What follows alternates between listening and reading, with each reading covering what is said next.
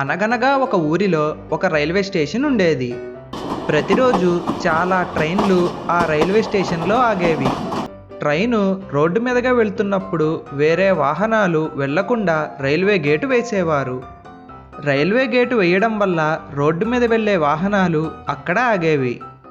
కొన్నిసార్లు ట్రైను వెంటనే వెళ్ళిపోయేవి, కానీ కొన్నిసార్లు మాత్రం ప్రయాణికుల్ని ఎక్కించుకోవడానికి స్టేషన్లో ఆగేవి. ట్రైను స్టేషన్లో ఆగడం వల్ల రైల్వే గేటు దగ్గర ట్రాఫిక్ ఎక్కువైపోయేది. కొద్దిసేపటి తర్వాత ట్రైను వెళ్ళిపోయేది, గేటు తీసేవారు.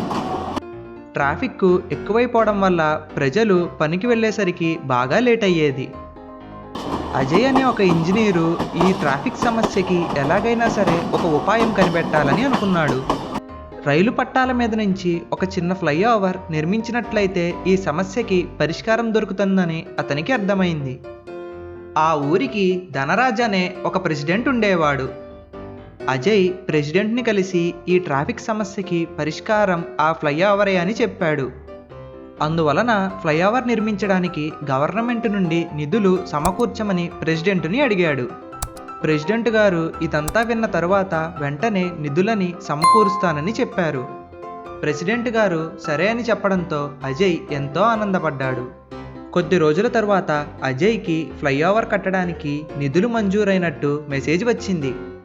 ఈ విషయాన్ని చెప్పడానికి అజయ్ వెంటనే ప్రెసిడెంట్ దగ్గరికి వెళ్ళాడు. ప్రెసిడెంట్ గారు, ఫ్లైఓవర్ కట్టడానికి నిధులు మంజూరయ్యాయండి, త్వరలోనే పని మొదలు పెడతాను. మంచిదే, గవర్నమెంట్ ఇచ్చిన డబ్బులో నాకు 20% డబ్బు లంచంగా ఇవ్వు, లేదంటే మొత్తం నిధిని నేను క్యాన్సిల్ చేయగలను అని చెప్పాడు.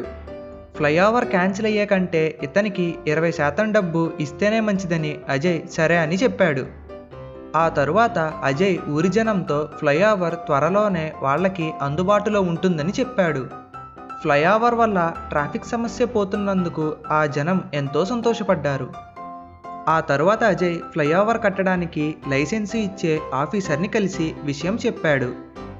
విషయం విన్న తరువాత ఆ ఆఫీసరు గవర్నమెంట్ డబ్బులో అతనికి కూడా 20% లంచంగా ఇవ్వాలని, లేదంటే ఫ్లైఓవర్ నిర్మించడానికి పర్మిషన్ ఇవ్వనని చెప్పాడు. చేసేదేమీ లేక అజయ్ ఆ ఆఫీసర్కి కూడా లంచం ఇస్తానని చెప్పాడు. ఫ్లైఓవర్ కట్టడానికి కూలీల కోసం అజయ్ ఒక కాంట్రాక్టర్ని కలిశాడు.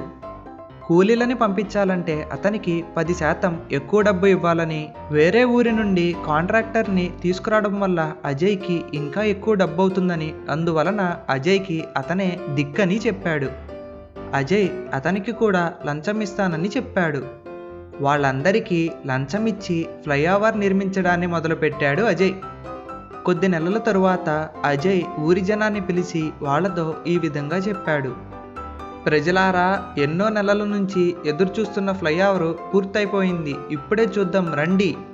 ఫ్లైఓవర్ చూడ్డానికై వెళ్ళిన ప్రజలకి అక్కడ ఫ్లైఓవర్ కనబడలేదు. ఫ్లైఓవర్ బదులు వాళ్ళకి ఒక చిన్న బ్రిడ్జి రోడ్డు మీద కనబడింది. వాళ్ళకి కోపం వచ్చి, ఏవయ్యా అజయ్, ఫ్లైఓవర్ కడతానని చెప్పావు, కానీ ఇక్కడ రోడ్డు మీద చిన్న బ్రిడ్జి ఉందేంటి అని అడిగారు. అజయ్ ప్రెసిడెంట్ గారు, ఆఫీసరు, అట్లాగే కాంట్రాక్టరు తీసుకున్న లంచాల గురించి చెప్పాడు. వాళ్ళందరికీ లంచాలు ఇచ్చిన తర్వాత మిగిలిన డబ్బుతో ఈ చిన్న బ్రిడ్జియే కట్టడం వీలైందని చెప్పాడు. లంచం తీసుకున్న డబ్బుని తిరిగి ఇవ్వమని, లేదంటే వాళ్ళని జైల్లో పెట్టిస్తామని ప్రజలు బెదిరించారు.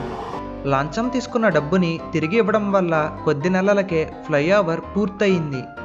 ఫ్లైఓవర్ నిర్మించడం వల్ల అనుకున్నట్టుగానే ట్రాఫిక్ సమస్య పోయింది. అందరూ సంతోషంగా ఉన్నారు. హలో ఫ్రెండ్స్, ఈ వీడియో మీకు నచ్చినట్లయితే మా ఛానల్కి తప్పకుండా సబ్స్క్రైబ్ చేసుకోండి. వజ్రాల దొంగ మరియు పోలీసు. కారులో వచ్చిన కమిషనరు ఆ పోలీస్ స్టేషన్ ఎస్ఐతో ఈ విధంగా మాట్లాడారు. ఒక దొంగ పక్క ఊరిలో కొన్ని కోట్లు విలువైన వజ్రాలని దొంగిలించాడు. ఆ వజ్రాలని అమ్మాలంటే అతను మన గ్రామానికి తప్పనిసరిగా రావాల్సి ఉంటుంది. నువ్వు ఆ దొంగని వీలైనంత త్వరగా పట్టుకోవాల్సి ఉంటుంది.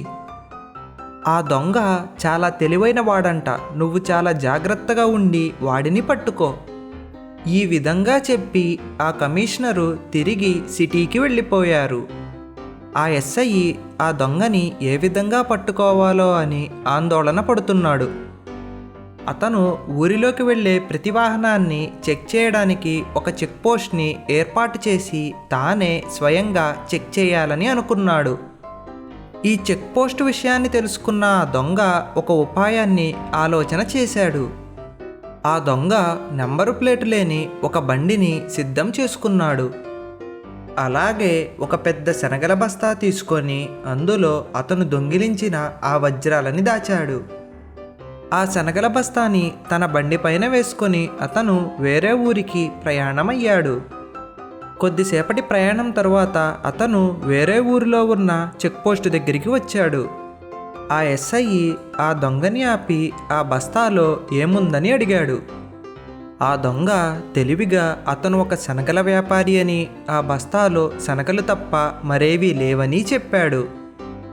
ఓహో, నీ బస్తాలో శనగలే ఉన్నాయో మరింకేమైనా ఉన్నాయో ఇప్పుడే చూద్దాం. బస్తాని చెక్ చేయడానికి వెళ్ళిన ఆ ఎస్ఐ ఆ బస్తాని చెక్ చేయకుండా అతని బండికి నెంబర్ ప్లేట్ లేదని గమనించాడు. అతను ముఖ్యమైన బస్తా విషయం మర్చిపోయి ఆ నెంబర్ ప్లేట్ గురించి పెనాల్టీ కట్టమని అడిగాడు. ఆ తెలివైన దొంగకి అర్థమైంది ఎస్ఐ చిన్న విషయాలకే డైవర్ట్ అయిపోతాడని.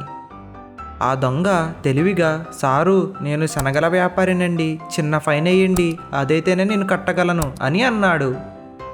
ఎస్ఐ ఆ బస్తా విషయం మర్చిపోయి నెంబర్ ప్లేటుకు మాత్రం చలానా కొట్టాడు. దొంగ తెలివిగా చలానా కట్టి ఆ విలువైన వజ్రాలను తీసుకొని అక్కడి నుండి వెళ్ళిపోయాడు. ఎస్ఐని తెలివిగా కాకా పట్టానని అతను తనలో తాను ఆనందపడ్డాడు. ఆ తరువాత నుండి ఆ దొంగ బస్తాలలో వజ్రాలు పెట్టుకొని రావటం, ఎస్ఐ అతనిని ఆపి ఏంటని అడగటం, ఎస్ఐ అడగకుండానే అతనే నా దగ్గర సీ బుక్ లేదు, లైసెన్స్ లేదు అని చెప్పటం, ఆ ఎస్ఐ బస్తాని చెక్ చేయడం అనే ముఖ్యమైన విషయాన్ని మర్చిపోయి అతను చెప్పిన దానికి చలాన్ కొట్టి పంపించేయడం జరిగేది. ఈ విధంగా ఆ దొంగ అతను దొంగిలించిన వస్తువుల్ని అమ్ముకుంటూ ఉండేవాడు. కొన్ని రోజులకి కమిషనరు మళ్ళీ వచ్చి ఎస్ఐతో ఈ విధంగా చెప్పారు. ఆ దొంగ ఆగడాలు మితిమీరిపోతున్నాయి, నువ్వు గనక ఆ దొంగని పట్టుకోలేకపోతే నేను నిన్ను సస్పెండ్ చేసేస్తాను.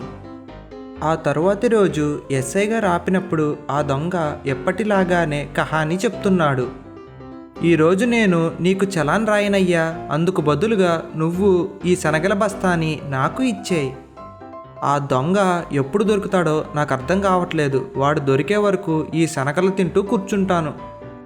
ఆ దొంగ, వద్దు సార్, ఇవి పిచ్చి శనగలు, మీకు నేను హై క్వాలిటీ శనగలు తెస్తానండి.